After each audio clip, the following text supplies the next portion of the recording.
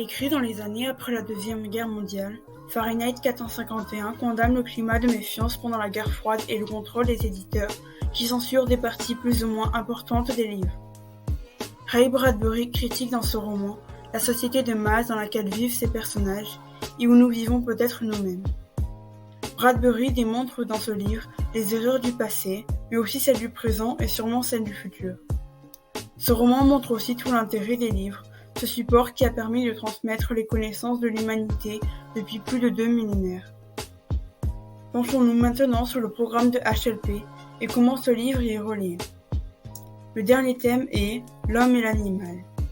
Pour ce thème, nous pouvons parler du limier, une machine robotisée programmée pour traquer, capturer et tuer tous ceux qui osent toucher au livre.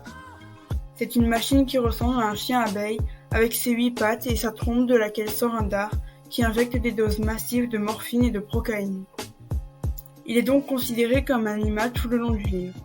Mais est-ce vraiment un animal ou une représentation cachée de l'homme afin de nous révéler la monstruosité de ce dernier ? Le limier est là pour faire le sale boulot des hommes, pour faire respecter l'ordre. Il est sans pitié et est parfois qualifié de monstre.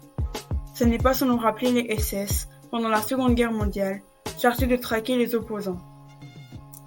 Dans ce cas-là, le limier et les SS, un animal et des hommes, ont un rôle particulièrement similaire. Alors l'homme et l'animal sont-ils si différents, ou comme nous l'indique ce livre, sont-ils semblables ?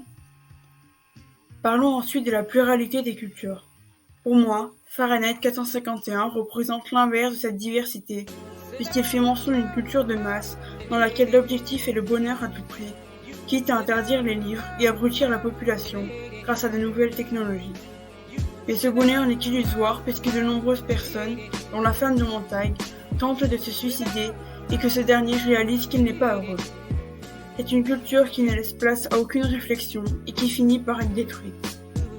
Cependant, il reste alors un espoir, les intellectuels et le contenu de livres qui permettront à une nouvelle génération de prendre conscience des erreurs du passé.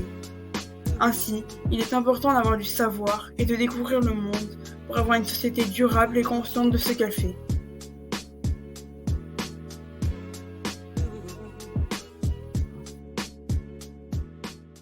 Created using Powtoon.